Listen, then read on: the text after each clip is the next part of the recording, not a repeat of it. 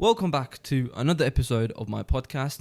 Today I have a very special guest for you. It is Physics with Talha. If you don't know who Sir Talha is, he's basically one of the biggest A-level physics content creators from Pakistan. And not only just from Pakistan, but every other country nearby uses him because his past paper videos are just that good. I came across his channel last year when I was doing A-level physics. I was basically stuck on a question. I went to YouTube and I saw his channel pop up first.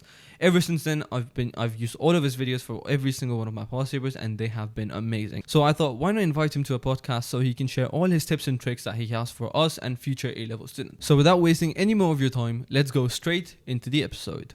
Hi sir, how are you? Alhamdulillah, I'm good. How are you? I'm great. I basically want to start off, how did you start getting into physics? Like, what made you, choose physics over other subjects such as biology? There was maths, there's many options. So why physics in particular? So, if I look back at my teenage years when I was a student, I was always interested in engineering as such. And back then, if you also look at like 10 to 15 years ago, that was actually the cool thing to do. You just either you basically decided to become a doctor or an engineer if you are from Pakistan. So that was basically the idea here as well. And I myself thought of it as a very cool profession. So obviously, if you are interested in engineering, by default, as an extension, you are also interested in physics. And then naturally, when I just took up the subject in my O levels, I was naturally very good at it. Especially the part where you are dealing with forces and mechanics and Newtonian physics. I was naturally very good at it. Also, if I look back at my childhood as well, like even before the teenage years, I used to play with Legos.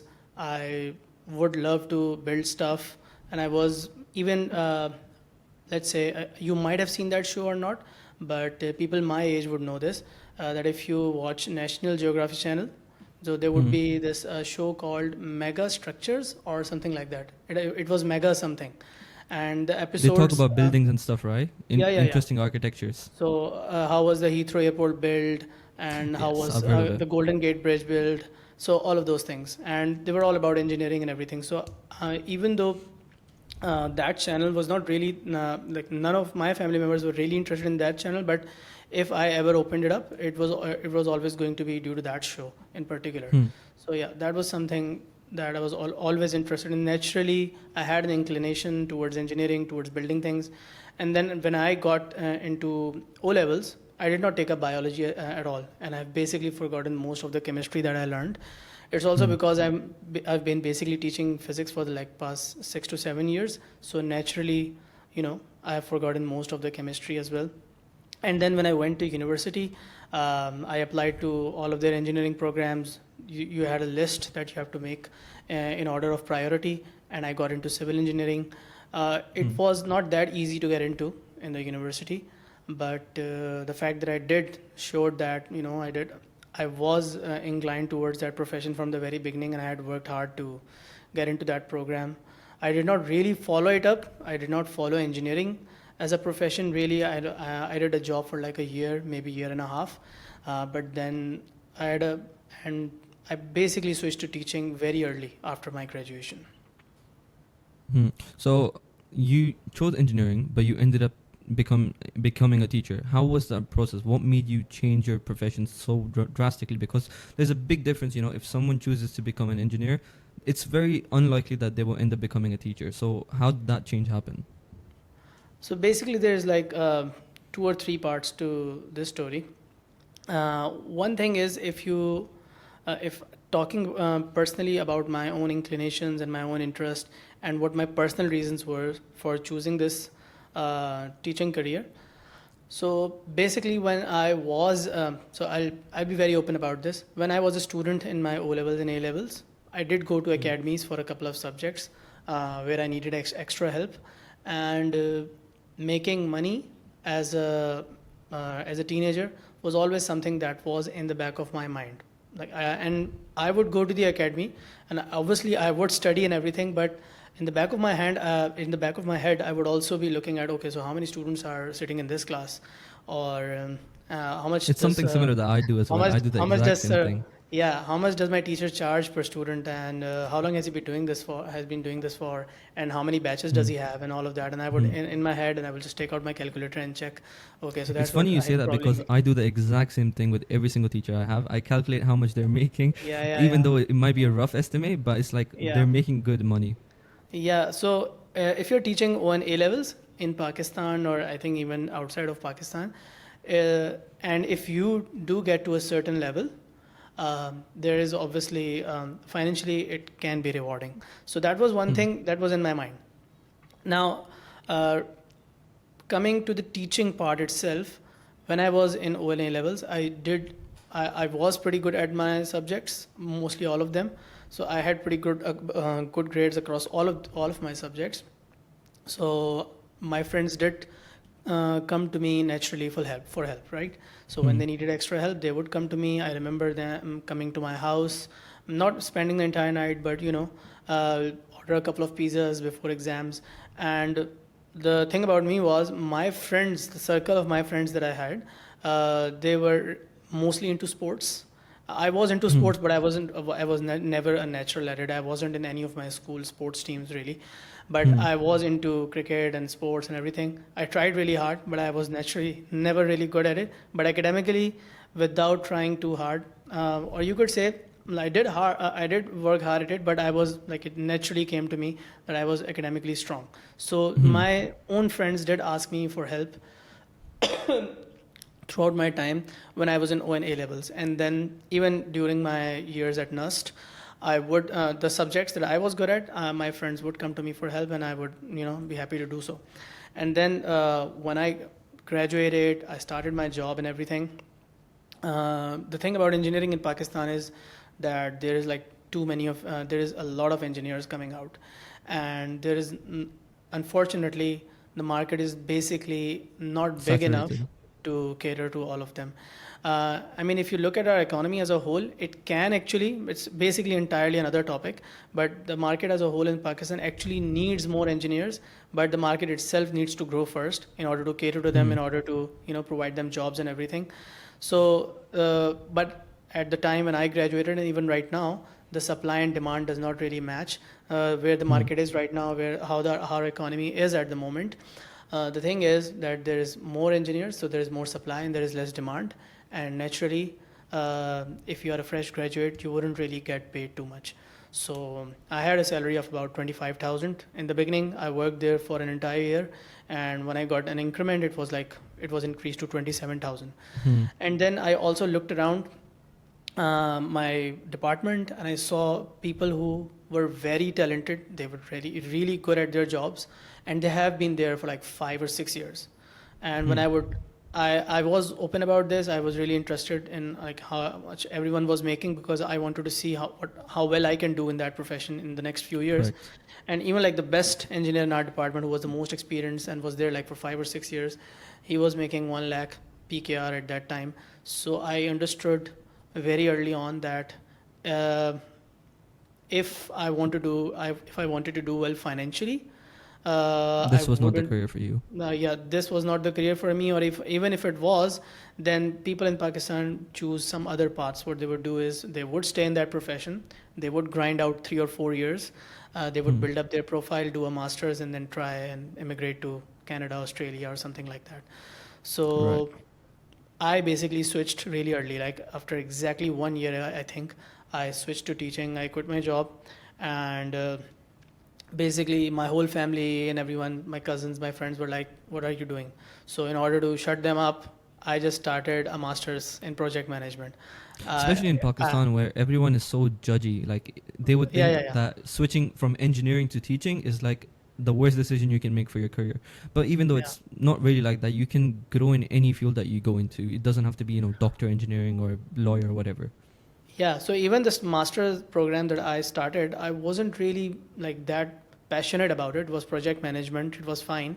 It was relevant to my previous degree, but I just went along with it. And the only reason I started it was to just tell people if they would ask me what I was doing.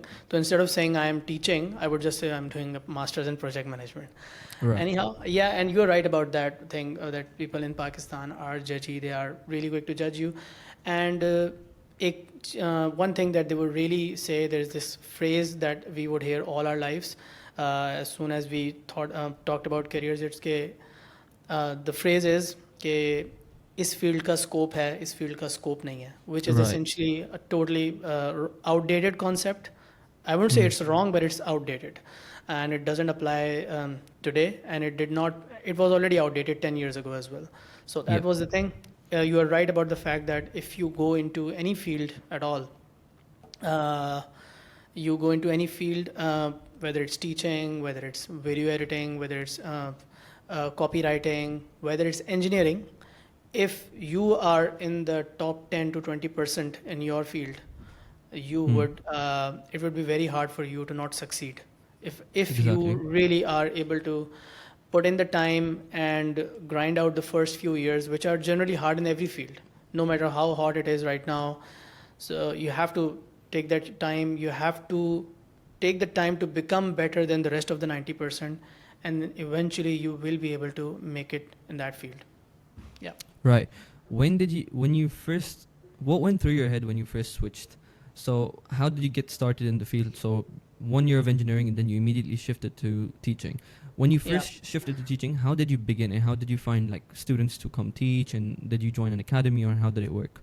So it wasn't really immediate. It was kind of gradual. So what I did was, when I was doing my job as an engineer, in the evening after like 6 p.m., from my office, I would go straight to a student's house, and he was preparing for SAT. He was preparing for SAT 2, which is, I think they don't take it anymore. It's only SAT. So there used to be not just normal SAT, and there would be SAT subject tests for admissions abroad. So I was teaching him the maths and the physics part for the SAT subject test. And he was basically from Dubai. He was here in Pakistan on his vacations. I was teaching him, and then he went abroad, and that was back in 2017-18. And then I started teaching him online. I basically, from my savings, I bought this, what do you call those graphic tablets that you attach to your laptop with a USB, and then you could write on it. You don't see anything on the tablet itself. It appears on the screen. It's a bit of a learning curve to use it. I got it. Yeah. So I learned to use that, and I started teaching him online back then on Skype in 2017 or 18, when it wasn't really that much of a thing. That online teaching became really big in 2019 and after that, after COVID. So alongside my job, I was already teaching a couple of tuitions. And when I realized that I'm going to these couple of students, teaching them for, let's say, 2 hours or 3 hours a week, and the fees that I'm getting from them is basically the same, if not more than what I'm getting paid as a salary from my 9 to 5. Yeah. That's when I decided. And then when actually I completed my 1 year in that company where I was working as an engineer, and the total increment in my salary was like 2,000. I decided, okay, I could scale up that other part, and if I'm smart about it, in the next 4 to 5 years, if I work hard at it, if I can turn my individual tuitions into group classes, it would be more financially rewarding. And that's when I decided to switch. So it was a gradual shift, because I did not quit my job before actually switching to teaching. I was already teaching a couple of tuitions. I had them from a couple of references, and it was basically my aunt, my khala. She has been teaching for like, I think 15 to 20 years now at her home. She teaches young kids. From her reference, I got those couple of tuitions. So it's always like that when you're starting out in any service-based industry, whether it's teaching or whether it's freelancing or anything. I think the first couple of jobs that you get, they are usually from references. So that was my source. And then after that, it was just word of mouth. So I quit my job. I started my master's, and then for 6 months, it was just me teaching tuitions during the day, and then my master's was during the evening. And then 6 months after that, I joined a school in Karachi, and that's where you could say I professionally became a teacher, you could say that. And since then it has been my school and my online on my individual tuitions, and that went on for about, you could say, 4 years. It was basically like that. I went to school, and then I came back home. I had lunch, I had a bit of a nap, bit of a break, and then I would go on teach a couple of tuitions, and I would always be careful to keep my travel time really less. So I would make it a point that the person that I'm teaching should not live more than 10 minutes away from my house. So I really want, because it was always in the back of my mind that I should not be wasting time traveling, because if I need to scale this thing up in any way whatsoever, Hmm. I cannot be wasting time elsewhere. So yeah, that was basically the case for like 4 years. And Hmm. yeah, after that came YouTube and everything, which blew up. Which I think Uh, is one of the best decisions, even if you made it subconsciously. It's one of the best decisions that you made to upload on YouTube, because I think that has been the real factor of your growth, like reaching such a big audience of A level and O level students. That really helped you grow a lot. Yeah, obviously, I think if I look at one single thing that has changed my career, one single thing that has basically changed the trajectory of whatever I've Hmm. been doing, it was YouTube. And it was a bit of there was a bit of thinking behind it, but uh, I wouldn't say it was all planned out the way it Hmm. happened.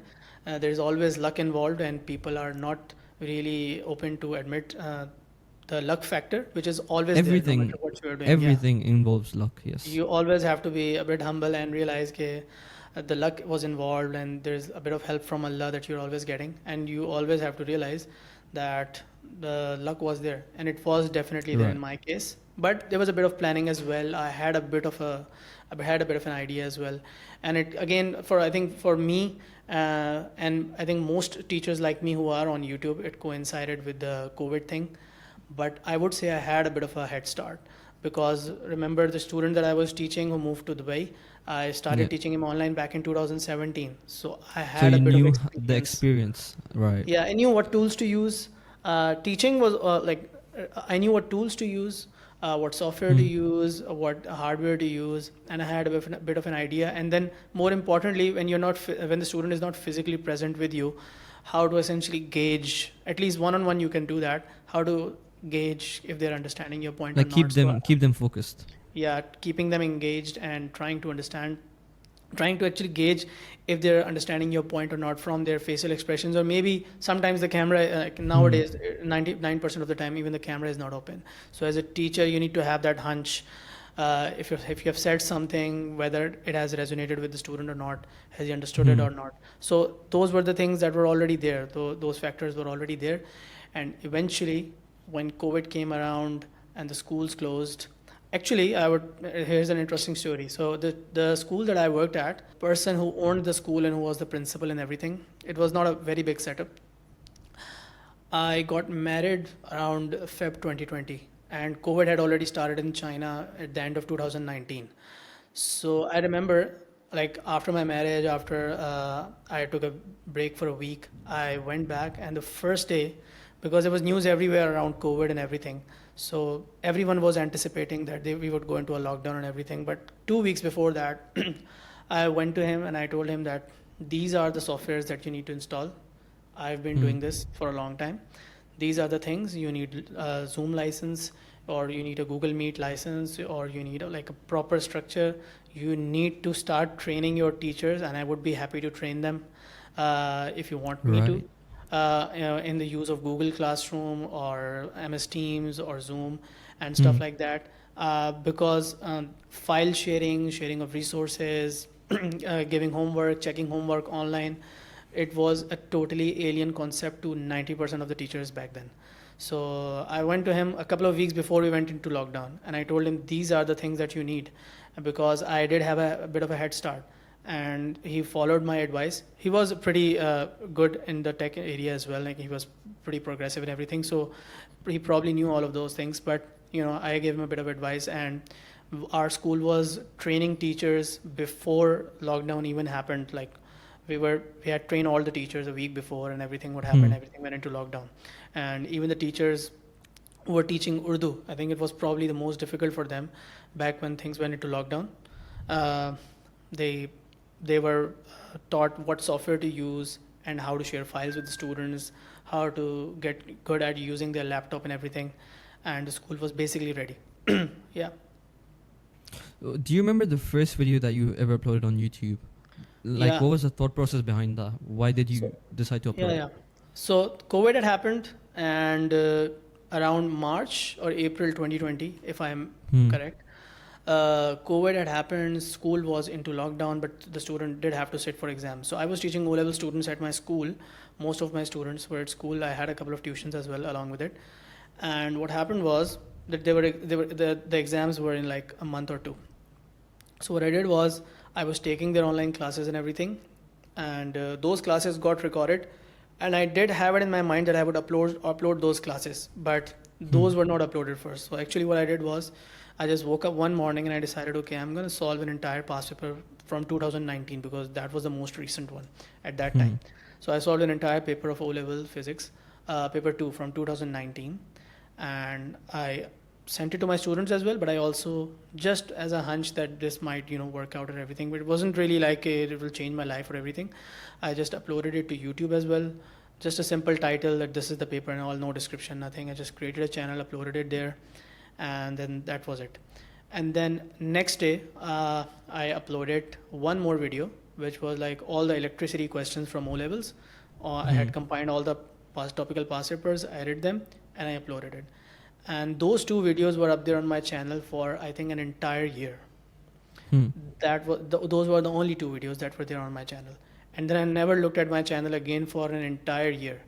And after the lockdown had finished, and after 2020, in 2021 and 2022, the lockdown kept going back and forth. So one day Yeah. I was sitting with other teachers in my staff room in my school, and just by the way, I checked my channel, and they were like remember there were just two videos The on two that channel. videos. So that past paper video had about I think 8 to 10,000 views already, Ooh. and it had like more than 50 comments and everything. And I looked and I went, I shared it with all the other teachers, and I was like, oh, I'm maybe onto something.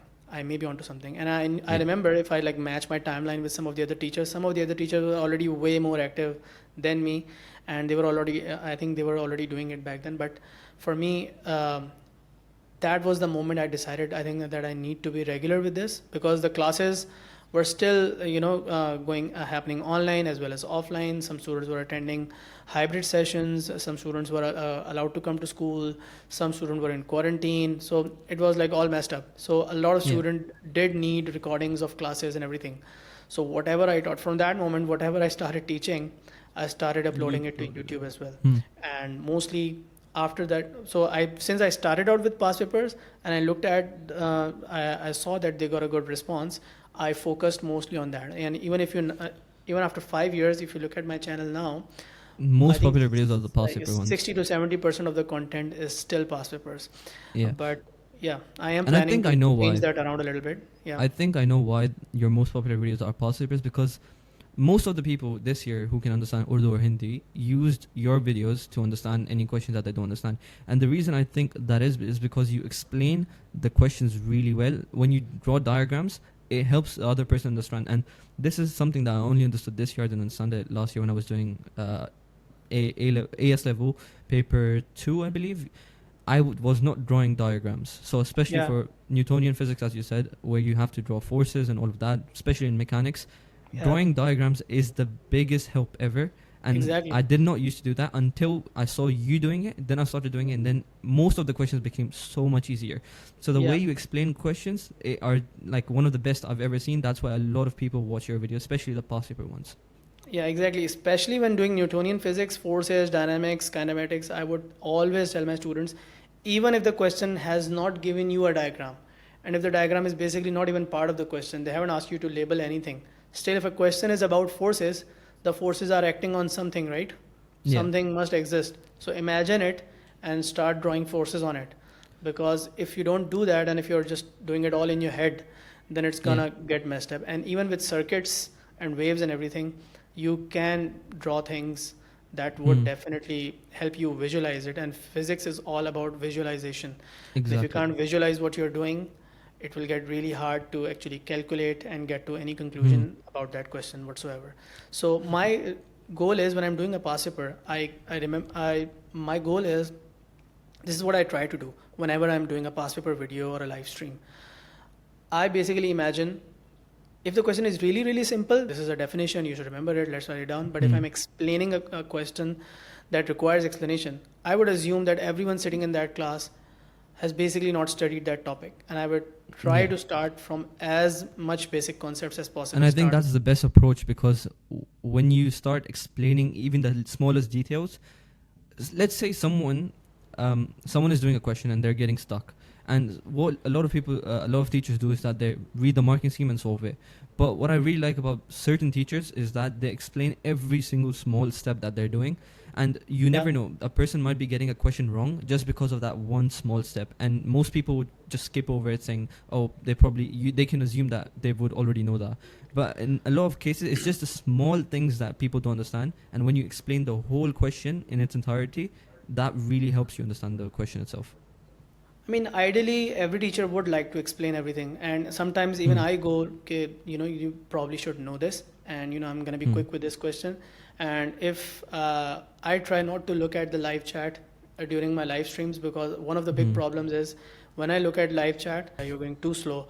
And my live streams, especially if I'm doing an A2 paper 4, it's already 2 hours long, and my live stream it would can go sometimes up to 2.5 all the or 3 way up hours. to 3. Yeah, exactly. It would go up to 3 hours, and by the last couple of questions, even I would be better, but I would try my best to just be as slow as possible, especially in the first half of the paper. Paper 4 is very long. Yeah, paper 4 is really long. You have to do it inside 2 hours, and if you're explaining it, then it probably would take you another 30 minutes or 45 minutes. So most of my paper 4 videos, they would be hitting 2 hours, 30 minutes, or sometimes even the 3 hour mark. And most of the times when I'm doing a live stream, it's already the end of the day. It's like midnight and everything. So everyone is really sleepy, including myself. And, you really just have to push through at that moment. Or the students are also really motivated at that time. So are teachers, because the exams are around the corner. So, just try to do I remember watching your A-level videos this year, and every time it was a video below 2 hours, there were some videos from 2019 that were 1 hour 50, and I would just be so happy that it's only 1 hour 50. And then the ones that were 3 hours long, I would dread. I did not want to watch them for that long. So what I would do is I would be forced to split those videos into 2 parts. I would do one in one day and then the other, because it was just way too long, and you used to get tired by the end. Yeah, but you know what? And this is probably not good for my channel analytics, but this is what I tell my students, and this is what I tell any student to do when they're using my channel. I actually tell them not to watch the video from start to finish. If especially it's a past paper video, whether it's topical past papers or yearly past papers, what I would tell them is, better do the entire paper yourself. And actually, even after doing the paper, do not open the video. Just forget about the video. Do the paper, and then open the marking scheme, and then check your paper, give yourself a grade, and only then open up the video. And obviously, if you have done a 60 mark or 100 mark paper, you probably would have gotten a few questions wrong, and only watch those parts. So this is probably not good for my own videos and analytics, but this is the most efficient way of using the videos, because it's actually not a watch along or anything. Yeah, if you haven't done that past paper, and if you're using my channel to just lock in and try to gain some focus, then it's a good idea. If you're doing a live stream, or if you're even opening an old video and you're like, just solve along with him, then okay, that's a good idea. But most of the time, if you're trying to save your time, if you want to get through like 2 or 3 or even 4 papers a day, you need to solve the papers yourself. You need to check them, and then once you have identified what you got wrong, only watch those parts. Or even if you got something right, but you thought it was a fluke, or you didn't really completely understand the question, then watch that particular part. And I always tell students to watch my videos at 1.5 or 2x, because that's what I used to do, because because again, if you just keep watching a 3-hour video every single day, so it would really take a lot of time to get through the entire paper, and it would not be as feasible then. Okay, now that we've talked about basically how you started YouTube, what was your past, let's talk about future. Do you have any special plans for Physics with Talha? Any upcoming projects that you have? So right now, what I'm trying to do is, so as we just talked about, my channel is mostly past papers, and students tend to use my channel towards the end of February, March, April, usually during the exam season, because that's when they're solving full past papers. and that's when they're revising the topics and they're trying to understand the papers, and that's where my channel usually helps. But now I'm trying to shift the focus, since I've done so many past papers, and I will still do the latest past papers when they come and when they're released. I'll still do them as live streams or as recorded videos near the exams. But in the last 2 or 3 years, I haven't been really able to focus on the channel on a daily basis or on a weekly basis. So my plan, inshallah, is now to set out a time separately every week, or maybe set out a day in a month where I would just batch make a lot of videos that are focusing on small subtopics. So I wouldn't be explaining entire topics in a single video, and I'm trying to Subtopics, now. I got it. Yes, that would be So, really good for future students. so I'm just trying to make like 5 to 10 or maybe even 15-minute videos now. I did start and posted like a couple of them last year, but I could not be consistent with that. So now my goal is to make a few videos across all levels. So O levels, IGCSE, AS, and A levels. Make small videos which can help them focus on a specific concept. So let's say, for example, we are talking about dynamics, which is a topic in O levels, IGCSE, as well as in AS level. So if you just take one small part of the chapter, which is conservation of momentum and collisions, elastic and inelastic collisions. So I would just make a 5-minute video maybe that would explain how to differentiate, if you have the data from the data, how to differentiate how to distinguish between elastic and inelastic collisions. And it's a very small thing. It may be in your exam question, it would maybe only be 2 marks, but this is something that students tend to get really wrong. So last year I did make a video around unit conversion. I did make a video around finding the components of vectors, which is like a very focused small concept. So that is what I'm trying to do. Throughout the syllabus, there are these small concepts where you can cover them in 5 to 10 minutes and like do like 5 or 6 examples inside the same video really quickly, and just follow a script. And that is what I am planning for the channel in the future, so that the students are able to find my channel even when they are like studying maybe for a test in September, in November, maybe for their midterms. So that's what I want as well. Yeah, Perfect. that's the plan. Now, I want to move on to the next part of this, which is more focused towards students. One thing I want to ask is, what is the most common thing that you see students struggling with when it comes to A-level physics, or even, O-level or GCSE physics? So the thing with students is, everyone, almost every student has this complaint. They would say, sir, I understand the topic, but when I open the past papers, I just do not understand what is going on. The questions seem too tricky, and I can't seem to understand what the question is really asking. So I think the biggest thing that the students struggle with is understanding past paper questions, breaking them down. That is one thing. And again, I think another most important thing that students struggle with is, if you look at a paper, theory paper, especially structured questions, the thing is, the first part is usually very easy to get right. You can score Definitions. because you're like definitions and laws, you can memorize them. And even the second part is a calculation or a derivation, which is very straightforward, where you just apply a formula or a derivation that they have already learned. So the first couple of part of the questions are actually really simple. Where It's if the you last have ones studied that trouble you. Yeah. So I remember when I was doing it, they were the explanation questions. So the last part of every single question, whether that's in year 12 or year 13, was going to be a 2 or 3 mark question, which they changed the scenario and they ask you something, and that was the one that bothered me the most. So basically what would happen is, you would do a calculation, and then the next part after that would be that within that same calculation that you have done, they would change a variable, or they maybe would change a couple of variables. Something has increased, something has decreased. They maybe have, if it's a wave question or if it's a superposition question, they may have changed the wavelength. They may have changed the distance between the slits or something like that. So now they would ask, how would the interference pattern be affected? Or if it's a circuit question, they would say maybe the resistance of the thermistor has now increased. So how would that affect the potential difference across a certain part of the circuit? So those are the questions where students struggle the most, whether it's O level, whether it's AS level, or whether it's A2. Across the board, you would see students losing most of their marks in these types of questions. So those are this is something that obviously gets better with practice, Hmm. but you also have to be conscious about it. You have to understand. So there's this concept in teaching called metacognition, which is Right. learning about learning.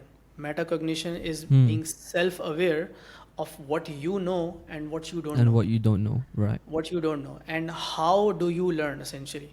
So metacognition is also about the self-awareness that how do I learn best, and it Yeah. varies from person to person. So Hmm. this is something really important, that the student becomes aware, okay, where do I struggle the most, what. So that self-awareness Is is very actually important. lacking. That is where students really lack. They are not self-aware of what their weaknesses are, and where do they actually zone out when they're doing the past paper questions, where do they actually get stuck. So if they identify those mistakes, or they identify those weaknesses and just specifically work on them, that would Right. help So the it's student get. basically just, it's basically just a student analyzing, looking at themselves and analyzing, okay, so I'm losing a lot of marks in, let's say, gravitational or electric field, so I need to work more on that. Yeah. It's basically just realizing where you're weak at and working more towards getting better at it. Yeah, it's not just about a particular topic. So as you were Hmm. just saying, okay, you can be good across all the topics, or you can be equally bad across all the topics. But Yeah. specifically when you are doing a paper, what type of question, if you could just categorize this, as I would Hmm. say, in a theory paper, it's actually harder to categorize the questions, but they're like definitions, there are simple laws, there are derivations, there are calculations, and then there are these variation questions where something, one variable is varied, and then they would ask for the Yeah. effect on the other variables. So where do you actually struggle the most? If you're not getting the definitions right, it's as simple as memorizing them more efficiently.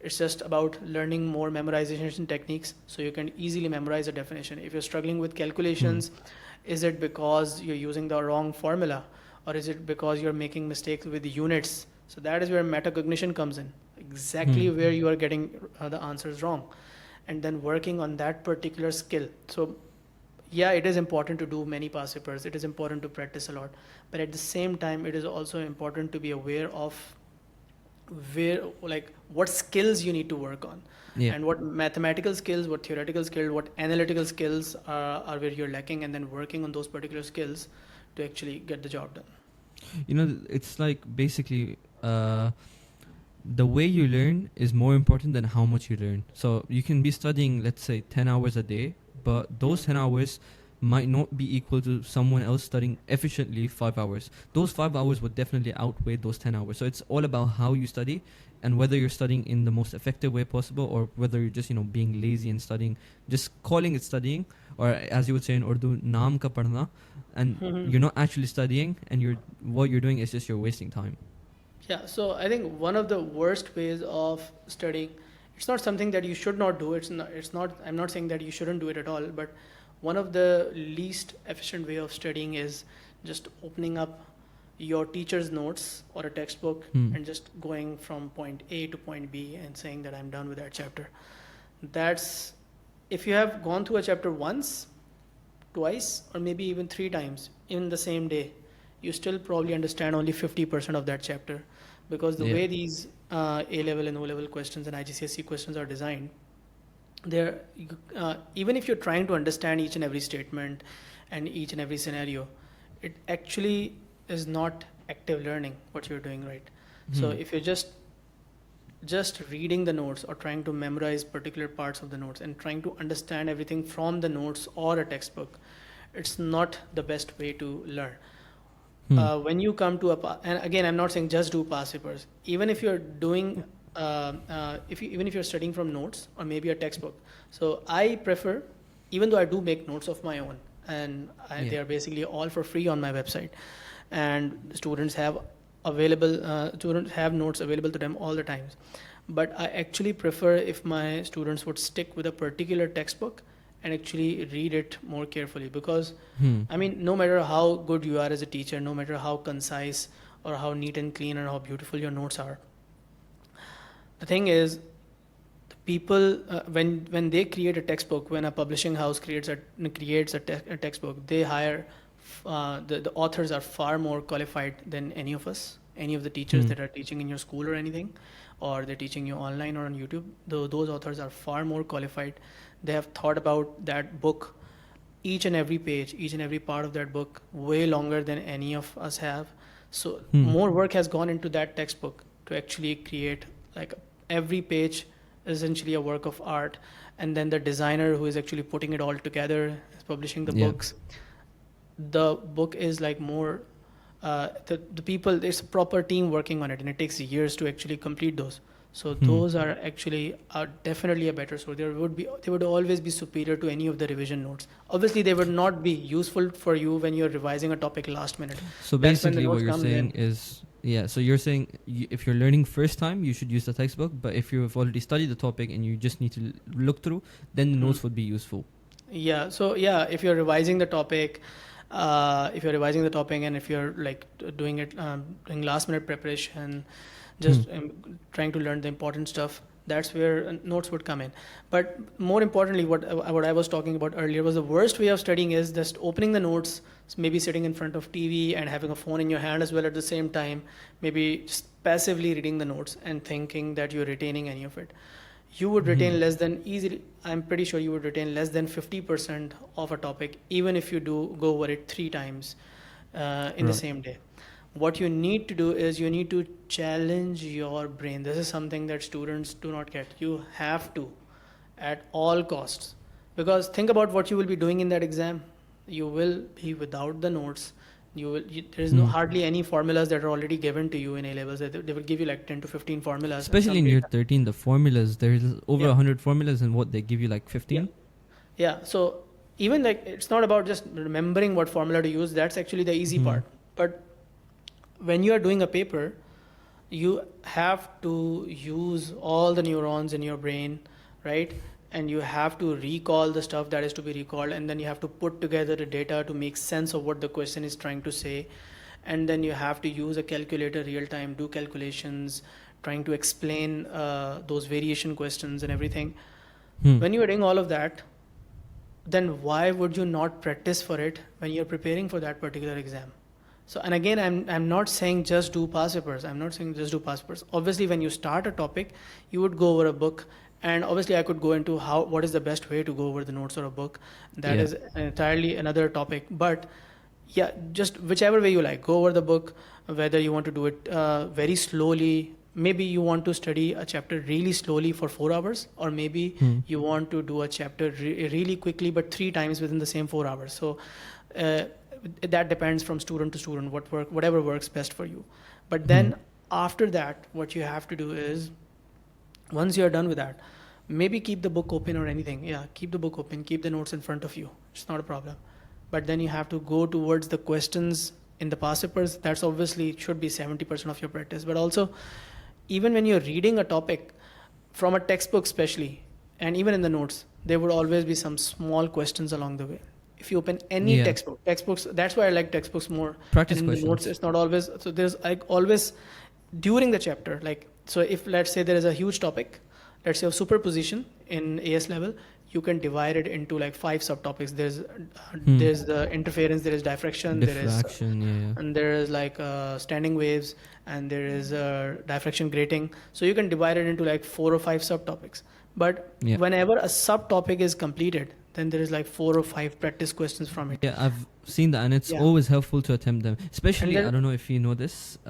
Edexo Maths has Edexo Maths, so not Cambridge, but Edexo Maths has a textbook, and that textbook is like, when it comes to the questions, it is so good. The way it's structured, it gets you used to the topic by giving you easy questions. Then it will give you some like medium difficulty question. Then it will give you past papers, and then even harder than past papers. So if you just complete all of the questions in the topic, you will basically be able to do any past paper questions that they throw at you. And I think that is a perfect way to like structure, get your practice done by using the textbook. yeah, and you have to, again, coming back to that point, that you have to understand that the guys who are preparing these textbooks, they are working on them for months and months, and they're highly qualified. All of them are like PhD, and like they're masters in their field, Hmm. and they have taught in schools for over many years. They're head of departments and everything. So they have these are already people more qualified than me or you or any other teacher, and they are obviously taking a lot of time to prepare those books. And there's multiple people working on the same book. So even those small questions that come during the chapter, they're like really thought through, and they know exactly why they're asking those questions, because whatever they've just taught you in a page, they would like you to exactly practice and recall that. And then once you finish the entire chapter, and then there's always more challenging questions at the end of the chapter as well. So, Hmm. and those are like those are more like past paper questions, right? So that is actually the best way to prepare. And then once the chapter is done, and once you have memorized everything that is that you would need to recall in the paper, then it's all about practice. Now, whether you do practice from a worksheet that your teacher has given you, whether those are questions that are from a textbook, or whether, and most of the time they should be past paper questions, obviously. Hmm. So then you need to focus on past paper questions, past paper questions, past paper questions. And throughout the year, it should, when you're like, let's say if you start your school in August or September, and then your exams in May, throughout the year you should be focusing on topical past papers. And then when your mock exams are coming along, that is when you should be focusing on yearly past papers. And then, trying to go, basically revise the entire syllabus with the help Hmm. of past papers. Yeah. When it comes to the actual exams, is there a safe number of past papers that you should be doing, or what type of like number is good? I think whether you're doing O levels or A levels or IGCSE, the safe number, I mean, the bare minimum that everyone should be doing is, I think, 5 years. And So if you yeah. started like really late, and then you should be doing at least, at the very least, 3 latest years. That is Hmm. all the variants in those 3 years. Otherwise, I think Right. for anyone who is giving these papers and they've spent a year and everything, and they have completed their syllabus on time, they should be doing 5 years. But if you're aiming for and again, I'm not saying people who have done 3 years of past papers or 5 years worth of past papers are not going to get a good grade. They definitely can, because the Hmm. cognitive abilities differ from person to person, and some people do not need as much practice. They just have this intuitive understanding of a chapter, and they Hmm. understand. Some people can directly do the past papers really well. They can go Exactly. into an exam and they can really use it. But if you're really aiming for that A or an A star, then I think 10 years is something that you should be aiming to do. At least the initial target that you should set is definitely 10 years. And then, Hmm. yeah, if you're handling multiple subjects, and if there's and if your schedule does not allow you to do so, then you can bring it down to 8, maybe 7. But the Hmm. initial target, when you're Bare really minimum is motivated, when 5. you're making your schedule, always plan for 10 years. And then maybe Right. if it's not possible, you can reduce it. One thing you also mentioned variants. Now, I did not do any other variants, so I know that living in Dubai, we're variant number 2, but there are variant 1, there's variant 2, 3 as well. And I opened their papers just to get a look at it. Should I be doing it? It's so different compared to like variant 2, and what is the reason behind that? Even the style of questions, the structure of questions is so different compared to I would variant 2. really, from my years of teaching, this is something that I would disagree with you. From my years of teaching, whenever I'm doing any two variants, even from the same year, I Hmm. would find them really similar all the time. So the thing about the thing about variants is, what I've seen is that most of the time, if you, let's say it's May June 2024, and you pick up variant 2.1 and maybe variant 2.2, so variant 1 and Hmm. variant 2 of the same subject from the same series, the questions would be different, but the topics that are tested in those two papers would generally be like overlapping. And it's not like one paper has a question that Hmm. is from a particular topic that is not mentioned at all in the other paper. That rarely happens. It can happen, but it rarely happens. And as far as the style of the question goes, I personally have not found any difference. I would love to discuss it with the other teachers who are more qualified than me. And I always keep in touch with other physics teachers as well, but I haven't heard anyone say, as a teacher, from whatever I have taught in the last like 5 or 6 years, I have not seen difference between the Hmm. variants, the difficulty level or anything. Does Okay, not then I really may be vary that wrong much. because, of course, you're the more experienced one here. Because I just opened like 1 or 2 papers, and Hmm. just the style of questions, like the diagrams, they scared me. So I was like, nah, I'm not gonna do this. I stuck to variant 2, and yeah, it went fine. Yeah, no. I think I tell my students to do all the variants, because I personally think that there is hardly any difference Hmm. in terms of style and everything. They are across the board the same thing. Uh, but yeah, the topics can slightly vary, and the diagrams. And again, they're not exactly same. They're never exactly the same, because they're happening Hmm. in different time zones and everything. So yeah. Okay.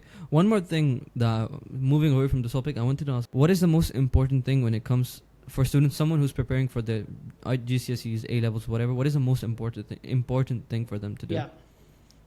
So I think the most important thing is to have this mindset from the beginning that what you are learning is problem solving. This is the mindset shift that needs to happen.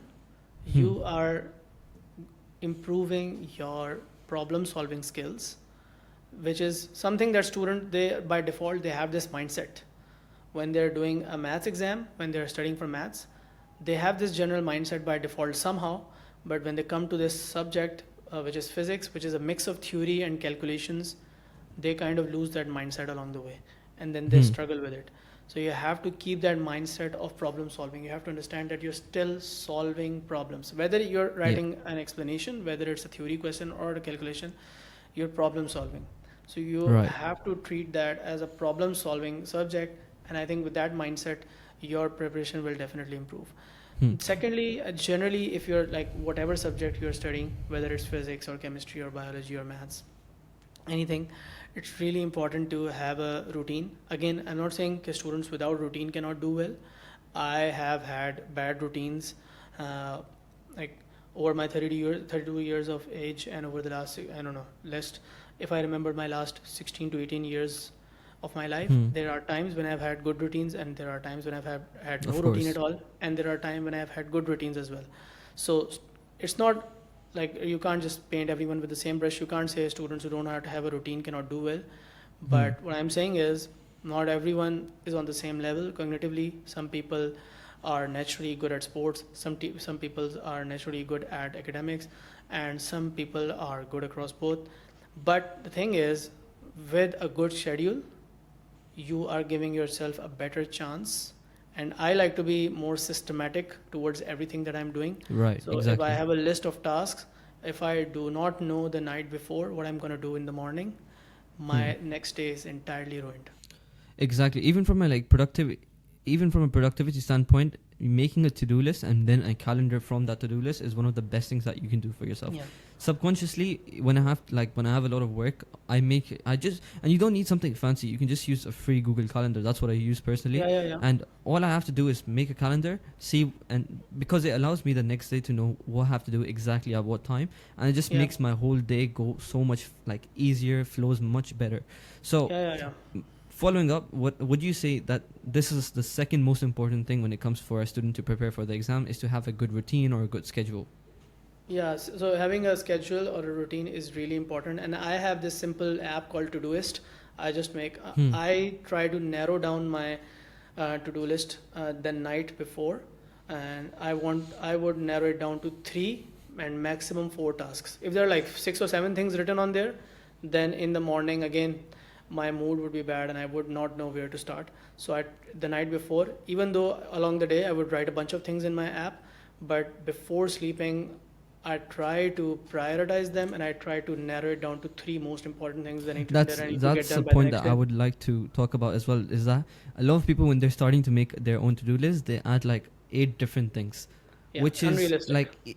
Yeah, exactly. And even if you do manage to complete, let's say, 4 out of those 8 things, it is still a good day because you managed to do 4 things. But it will feel like a bad day because you're going to be like, oh, I missed out on those 4 things. But if you make it very short, and let's say you keep only 4 things on your list and you complete all 4 of them, then it will feel like a successful day, and you'll even feel better at the end of the day when you complete it all. So it's keep it narrow, keep it short, and keep it realistic to a point where you can complete it.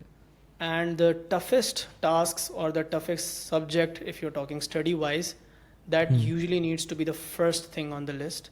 So usually for most people you have more cognitive ability during the start of the day than towards the end. Although again, different people function differently, so you need to identify for yourself what time of the day you are the freshest, where you're cognitively at your best. That's where the toughest tasks should happen, and it should be deep focus, and you need to remove all distractions. There's an analogy called eat the frog, which is basically if you were given an option to eat, let's say, an insect, or more important, the whole analogy is called eat the frog. So if you were given an opportunity to eat a frog, you have to do it. Would you do it before eating your dinner, or would you do it after? And a lot of people said after, which is the wrong thing, because if you want something to do, you have to get the hardest task out of the way first, so that the rest of your day can go smoother. So if you had to eat a frog, you would do it before you eat dinner, so that you can actually enjoy your dinner. Whereas if you chose to do it after, the whole dinner you would just be thinking about, oh, still have to do this, I still have to do this. Yeah. Similarly, when it comes to studying, if you have a big assignment or a big test you have to study for, just get it out the way at the first thing of the day, because otherwise the whole day you would be thinking about, I have to do this, still have to do And this. if you're procrastinating, you're Exactly. thinking about that tasks and the impending doom, and essentially you're not even doing it. But even if you're doing something else, let's say you're gaming or you're watching a show, in the back of your mind you're essentially just worried about the thing that you have to do at the end of the day. So yeah, that is one thing. And then the next important thing, productivity wise and study wise, is to remove distractions. When you study, you need to create an environment where everything is attuned to make you study. No distractions on your desk, yeah. no phone, no nothing. You should be locked in. Yeah, that is something really important, to remove as many distractions as you can. That is really important. Yeah. I always say in my videos, like, if you're sitting down to study, the one thing that you should make sure you do not have your phone with you, and that is like the biggest thing that you can do for your productivity. So what I say is, like, if you're going to study for the next 2 hours, give your phone to your parents and tell them, I'm going to be studying, do not give me this phone until I am done studying. And that, or keep it in another room, so that there's basically, distraction is normal. You're going to get distracted no matter what. So the best way to reduce it is to eliminate whatever distraction that. So if you know that you're gonna, let's say, pick up your phone and start using it in the middle of a past paper, take that phone outside, so that you're not gonna obviously walk outside and get your phone and come back. So just remove the things that are distracting you completely. To add to that list, something really important is for every subject that you have, you should definitely have one mentor that you can reach out, and without hesitation you can ask questions from them. This is really important, because at some point you're going to get stuck, and AI, although it's really good and we might talk about it, how do you leverage AI to your advantage, but it's not there yet to teach you like A-level subjects, so to make you perfect in them. So for every subject you should have one mentor at least. Now ideally, if you're a school going student, if you're a college going student, ideally it's just your teacher at school, so you don't have to spend any extra money, you don't have to pay anyone, and ideally it's that person. And you, at the end of the class, during their free time and your free time, you can reach out to them, and essentially you can clear whatever confusions you have. And you can talk to them about what topics you're struggling in, what questions or what type of questions you're struggling with. For every subject you should have at least one mentor. This could also be a friend who is just really good at that subject. It doesn't always have to be. I was going to come to that, because but some of my friends are really good. Yeah, so like if they can explain better than the teacher itself. So I always used to go to them instead of the teacher, and like 90% of the time they would end up solving it, which was really helpful. So I had different friends for different subjects, and they would I would always go to them for help, and they would immediately tell me the answer. Yeah. So in university, when we were living in hostels, I covered most of my degree. I passed most of my degree due to my friends, not due to the professors. Almost 70% of whatever I learned was either self-study or studying from my friends. Over 50% of whatever I learned was the night before the exam. I would just block a time with some friend who was kind enough to teach me that subject that I was struggling in, and they would give me a couple of hours, and they would clear more things than I would, than a professor would have. And it's also because sometimes you're not attentive in the class, and then the teachers and the professors, they have busy schedules, so you can't really reach out to them. So when you go to university, you will realize more and more that how much it's important to have good friends that can actually help you out in those situations. And for mentors, again, it could be extra help that you may have hired. You may be studying from a teacher online, or some tutor may be coming to your home to teach you. But whatever it is, for every subject you should have at least one mentor that can answer your questions. That is why I do have a team with me. And I have, for every single batch of mine, I have separate teaching associates whose only job is to help students answer questions over WhatsApp when they are unable to solve a question, whenever they have queries, whenever they have a hard time understanding a subject. So their entire job is to basically reply to them and explain that concept to them within the next 24 hours window, so that So for my students, mostly I am not the direct mentor, because although I am teaching the subject and I'm doing the past papers with them and everything, but most of the time when you're self-studying and when you get stuck at anything and you're messaging me and I have to deal with a couple of hundred students, then most of my WhatsApp, most of the chats remain unread for many days. So that is why Hmm. I have hired extra help, and they're like really good people, really mostly past students of mine who are really good, who I trust with this task, Hmm. and they have really helped with the students along the way. Okay, one more question. Since you were just speaking about calendars and scheduling and all of that, from the moment an A level, so year 12, year 13 student enters year 12, year 13 for the first time, what should their calendar look like from the moment they first step into year 12, year 13 till the moment that they, finish their exams? How should that whole period look like? So I'm assuming you're asking about A-level students, so AS and A2. I think first of all, let's start with how many subjects you have, right? And for most of the people, I would be right if I Three. would say they have 3 subjects. So minimum you get 3 Hmm. subjects, but maybe students may have up to 4 or maybe 5. Yeah, obviously there are other examples that are outliers as well.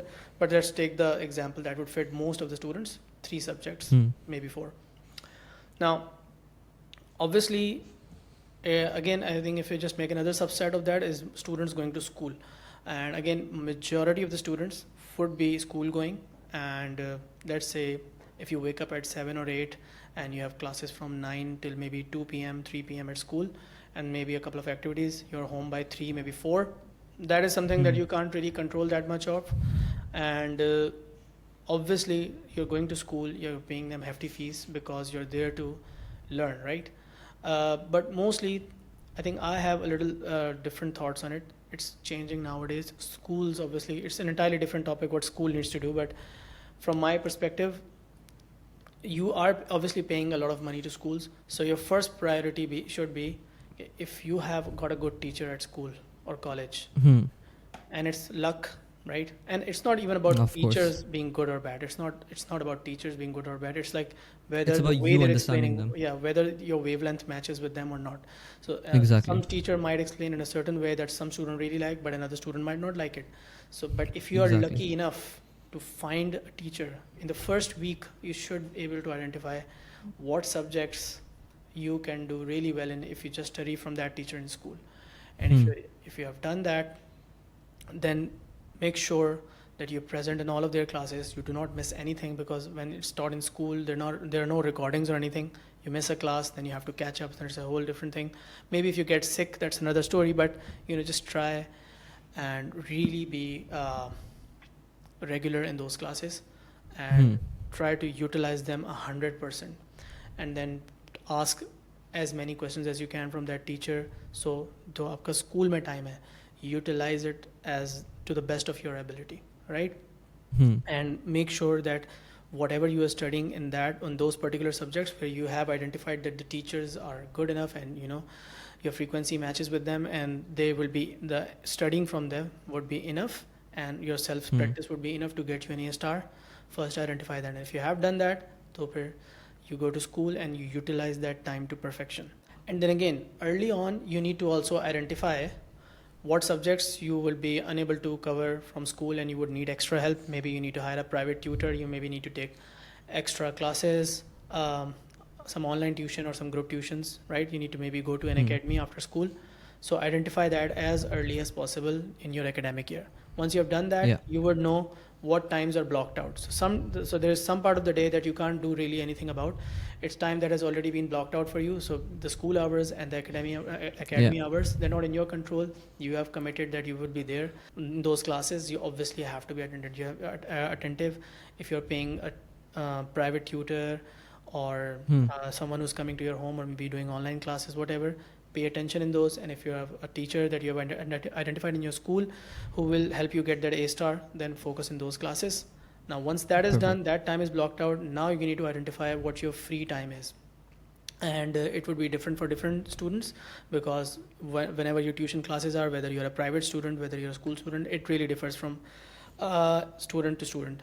Now there's 2 ways of going about it, and this will depend on the student on what they like. One way is to block out 1 hour to 1.5 hour every single day, and just on weekdays. That is one way. And then you already have essentially planned out what to do in that 1 to 1.5 hour, Hmm. what subject you're going to cover. So let's say on Monday you're going to do physics, on Tuesday you're going to do maths, and on Wednesday you're going to do physics again, and then Thursday and Friday you're going to do chemistry. Whatever it is, you have to uh, block out the time, some part of the day that is 1 hour to maybe 2 hour, maybe 1.5 hour long, depends on Hmm. how much time you have. You block that time out. The rest of the day, forget about studying. You should have fun. This is the time of your life where you need to have as much fun as possible. So that's really out of Exactly. the way. But that, just commit 1 to 1.5 hour during the day, Hmm. apart from your academies in school. One thing I always say in my videos is that A levels, of course, it's hard, but it's only as hard as you make it out to be. So what I mean by that is, if you are consistent, if you don't let stuff pile up till the end, which unfortunately I did, but I tell other people that don't make the same mistakes I did. You know, a smart person learns from their own mistakes, but a smarter person learns from the mistake of other people. So what I say is, basically, don't make the same mistake I did. Even if you're studying 1 hour to 2 hours every single day, as long as you do it consistently, it is more than enough. 1 hour a day is very easy to pick out. If you come home at, let's say, 3 o'clock and you go to sleep at, let's say, 11, 1 hour is nothing. If you can manage to get 1 hour and you stay consistent throughout the year doing 1 hour of subject every single day, you will end up getting a good grade, and there's no saying otherwise. You can of course increase that 1 hour to like 2-3 hours when it's closer to exams, but as long as you devote 1 hour a day and you focus on your mental health and all of that stuff alongside, you can do pretty well throughout your A levels. Agreed. That is absolutely right. And not about not letting stuff pile up towards the end. I'll talk about it as well. So, if you have decided that you should have as much fun. So I was really going for the part that you're young, and you need to enjoy with your friends, or Hmm. you need to do, you need to play games, because believe me or not, whatever you may think right now that you do not have enough time to enjoy your life, but you are not going to be as you're never going to be as healthy, or your body may not These be are the able best to. moments of your life. Yeah, you're not never be as young as you are right now. You will never have Hmm. a lesser amount of responsibilities as you have right now. Right now you're only responsible for yourself, not other people, and even for your own Hmm. self. For people who are lucky, their parents are taking care of them monetarily. For those people, a lot of stuff is being taken care of you, so your job is to Yeah. uh, make the best of of the opportunities that you have been given, and obviously that includes your studies and everything. But give time to other interests, have hobbies, go out with your friends, have fun, go on trips, whatever. But just remember that your main job, which is to get good grades in your A levels, um, for that you just block out 1.5 hour every single day from Every Monday to single day. Friday, and then keep your Saturdays and Sundays free. That's one way of going about it, and divide those the days that you have available. It should ideally be the same time every single day, so that it becomes a habit. And Hmm. during that time you should have no distraction and everything. And then based on what you have to do, what chapter you are on, whether it's a homework, now that 1.5 hour, it could just be a homework. And even if doing homework, if you're doing it honestly, and if you're doing the questions without too much help from the internet and everything, and you're trying to do it Hmm. yourself, is good practice. It's It's not good like you enough. just have to Hmm. complete a topic within. It's not that.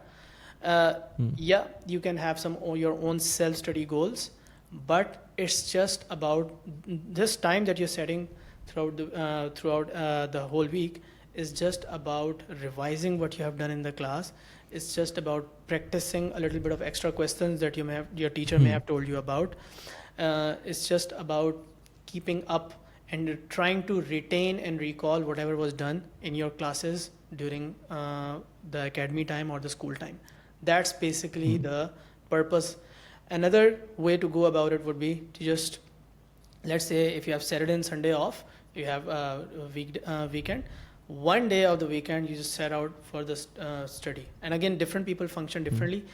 This might be less optimal for most people, I believe, that Hmm. you keep an entire Saturday or maybe an entire Sunday to catch up with everything that you have done. One thing But I do say is that, if you're on a weekend and you're not like, you don't have stuff to do, like you're not going somewhere and you're completely free, you have 24 hours. You remove like 8 to 9 hours of sleep, you have what? You still have 15 hours.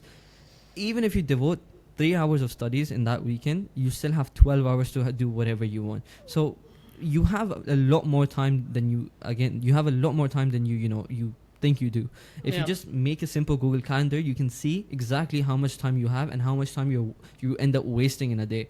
So 3 hours is nothing, because you can still have 13 hours of fun or whatever you want to do. So it's all about how you manage your time.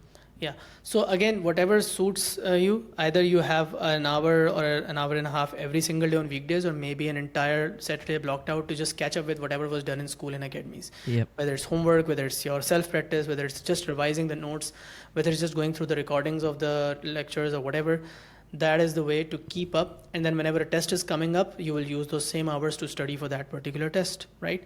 So that just have a time slot. Just be aware, I mean, as a person, you have to be aware that this particular time slot, that self-awareness, that this particular time slot in my calendar is blocked for study.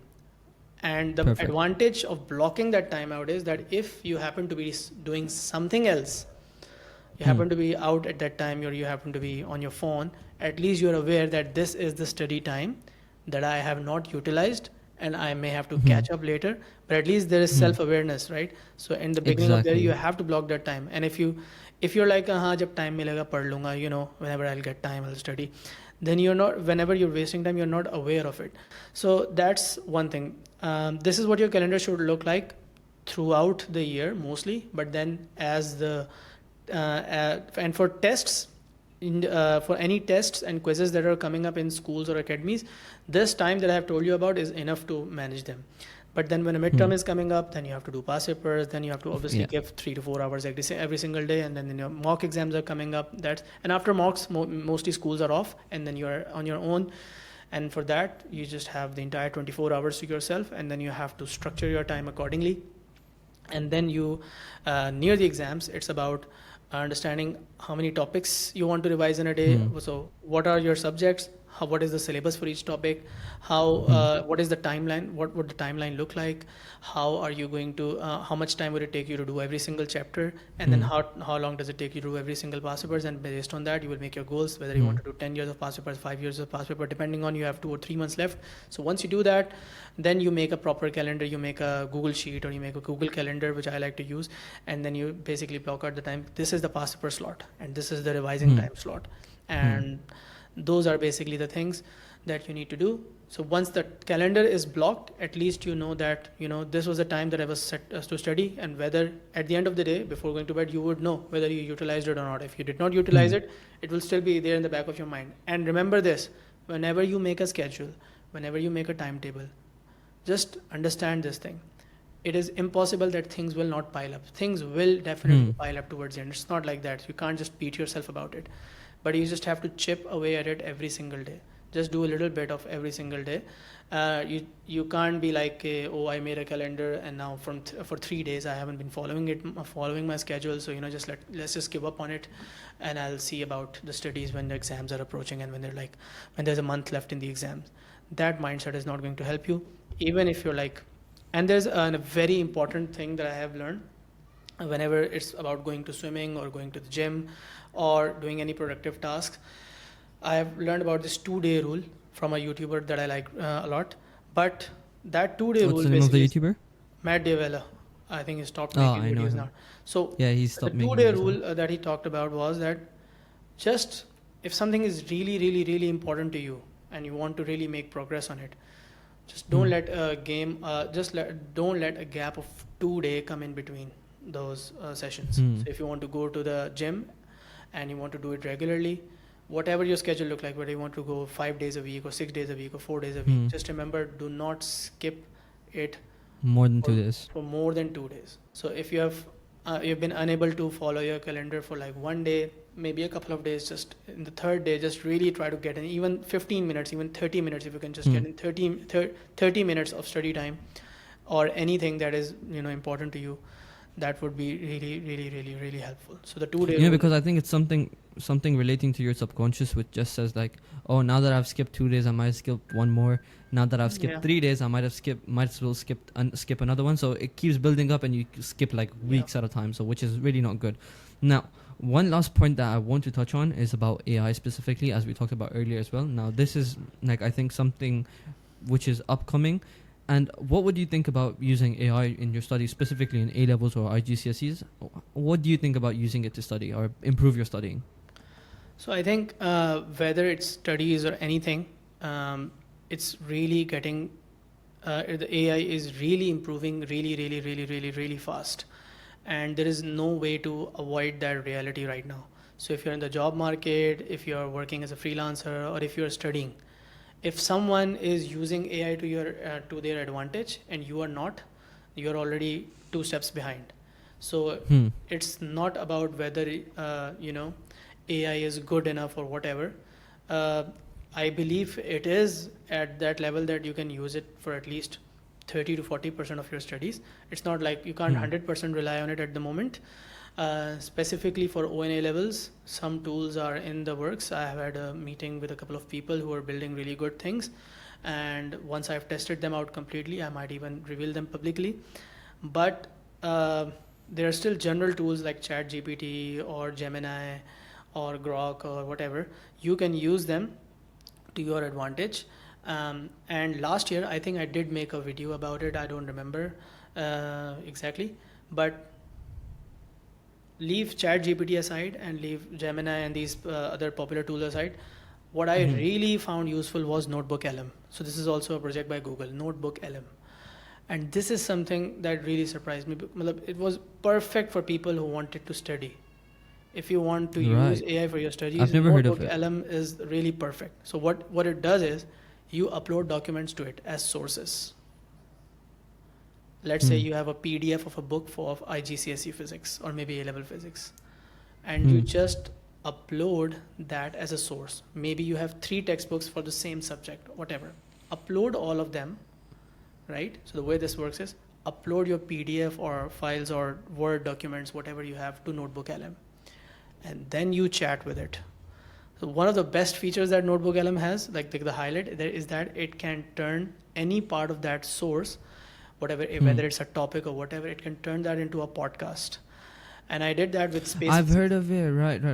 Like So, it can turn a basic conversation. It can turn, like, if you upload a document and it will turn it into a conversation or a podcast or whatever. So I did it with IGCSE physics, space physics ka jo topic hai, astronomy wala jo topic hai, cosmology wala. Yeah. So I uploaded the book, and I asked from page number to this page number, this is the chapter that is there in the book, and I want you to make me a podcast.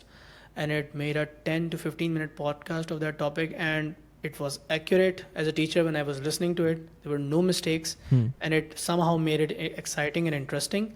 And if you could just listen to that podcast 2 or 3 times, and like the way it felt so natural, they were just AI voices and everything, but a man and a woman were talking in AI voice, and it felt really amazing to listen to that. And even it helped me revise that entire topic really well. And it just took it like 30 minutes to, you just ask it to make a podcast and then come back 20 minutes after it would be ready and you can listen to it. So the most important thing about Notebook LM is when you're chatting with ChatGPT or Gemini or whatever, it's trained on a data that is like from all across the internet. You don't want that when you're studying for a particular exam. You have a very specific syllabus. मेरा ख्याल है what you should do is you should upload the Cambridge syllabus, so it has access to the learning objectives that you are particular to your syllabus, and you should upload the teacher's notes and the relevant textbook, and then ask it to create. You can ask it to create timetable for you to study. You can ask it to create these what do you call those flowcharts for you to study any particular chapter. You can ask it to create short notes. You can ask it to create a quiz. You can ask it to create questions or worksheets for you to solve, and anything. And you can basically just type in anything, but it will use only that source to answer your question. Yeah. So it will be on Similarly, point according to the syllabus. There's another website that a brand, or should I say a company that I worked with, called Just Us Momo. So her name is Momo, and basically she's a friend of mine. She goes to university in the Netherlands. They reached out to me and they were like, we created this product, would you want to like promote it in your video? Now it was obviously not a paid promotion, but the whole product itself seemed so interesting that I was like, you know what, yes I will. So basically it's exactly like ChatGPT, the way you type everything, and the whole interface is basically the same, and it's focused towards GCSE and A-level students, and it is course specific, which is the same thing that you were mentioning. So you can ask it questions exactly like ChatGPT, but the answers that it will give you will be exactly like, such as like, they will be according to your syllabus. It will not go out of the syllabus boundary. And then after that, it will also ask you some questions so that you can answer, and then it will tell you if you got it right or wrong. So I will send you that later on as well. Exactly. But it was really helpful, and yeah. it was exactly like ChatGPT, but course specific. So I want to talk about something similar. Only yesterday I had a meeting. Someone reached out to me on Instagram, and again I would not name them right now because I'm still testing their product. So what they are making is a past paper practice tool. Now, some of these are already available, like Rove papers you may have heard, or Save My Exams or whatever. Yeah. If there are Exam MCQs, it's very easy. Even you and I, even we don't have a tech background or anything, even we can come up with something like even if you do enough research, within a month we can build a product, something where they can practice MCQs, and based on MCQs, it's very easy to identify the right answer or the wrong answer. You can make customized quizzes or whatever. These are tools that are already available, and then you can have data on which topic you're weak at, which topic you're good at, how much you're lagging in a particular concept, whatever. Now those are the things that are already available, but what they were doing was really interesting. So they said, in their beta version right now, they are basically testing a part of that tool where you will be able to practice theory questions as well. So essentially past papers, structured questions like your AS level paper 2 or A level paper 4 or O level paper 2, you would be able to answer those questions. Calculations wale part mein, they have their like whole thing that you can use the mathematical tools to answer the question. In the explanations, you write down your explanations and everything. It takes your answer. The system is trained on the data of marking schemes and everything. It takes your answers, it analyzes your answers, and then it uses the marking scheme to give you, let's say, 2 marks out of 3 or 0 marks out of 3 or 1 out of 3. Oh wow, really? That's interesting. It gives you feedback, and AI generated feedback. How can you improve? Based on, so if you got, like, say, 2 out of 3 marks in a particular question that you explain, that you wrote the answer to, it will tell you where you scored marks and where you lost mark using AI, because it's trained on the marking scheme data, and then it's using your answer to analyze it with the match it with the marking scheme, and then it's giving you feedback using AI. So the feedback is AI generated. Now I've just talked to them yesterday. I'm really excited. They have given me access to it and everything. So I am gonna test it for a couple of days. I have requested them for full access for 2 or 3 days. I have gotten the access. I will be testing it tonight, maybe a day after, and then I will be giving them direct feedback. And if it is something that is really useful and it's like up to the mark, it can transform the game. Yeah, if that really works. It's a big if, but I will try it myself. The people who are making it, they are qualified, of course, and everything. They have a good tech background, so they know what they're doing. But essentially, it's just a matter of checking whether that thing has really reached the point where it can be used by students. So as a teacher, I'm going to test it out and see. And then if it is good enough, my plan is to essentially include it as a part of my courses. So if it is something that I'm really impressed by, I'm going to ask them to like provide me and every one of my students access to that whole platform, full access as a part of my, so if you're like paying me a fee, whatever fee you're paying me, that AI tool is going to be part of the package. You will have access to it automatically if you're enrolled with us. So that is something that we are really trying to do. That thing sounds very interesting, and if it manages to work, which I really do hope it will, it will completely transform the game for A-level students or GCSE students as well. Like, imagine just being able to like give your answer and get like instant marks, instant feedback on how you can improve your answer. It would completely transform everything. Yeah, and it's and I think as teachers, no one needs to be afraid whether we are going to be replaced or not. Teachers are still going to be there because the human effect is very necessary. The human element is still needed. You just have to be, at the moment, all you need to worry about is leveraging these AI tools as a student and a teacher to using save them your to your time. advantage. My plan is to use AI as my assistant. If this tool is good enough. See, the thing is, in this O-level and A-level space, not a lot of people are paying attention. It's a big market. Millions of students appear for A-levels and O-levels every year across the board, not just Pakistan, but in the countries around Pakistan and then in the UK itself. So it's just a market that needs paying attention. And the AI tools and the people who are working on AI are already good enough. They just need Yeah. to give it time and attention. Someone needs to come up with a great tool like this, and it's just a matter of when, not if. It's just a matter of when. Yeah. If it's not When. available right now, maybe 6 months from now, maybe next year, something will be there, which I'm really excited to use myself, and also, I'm really excited for my students to be able to use something like that as well. So this tool that I'm talking about, I'm testing it, and right at the moment, I haven't really started. I will give it like 48 hours, try everything that I can, and if it's not ready yet, I'll just give them my feedback. But if it is ready, I would love for this to be just a part of my own classes, to be a package that student gets as part of my classes. This is something that is really important. So AI Right. has to be used by students now. If you are not using AI at the moment and You're someone else missing is out. there, you're missing out. Even something as simple as just creating chapter summaries. At least you can, that everyone can do. You don't have to be really smart about your prompts.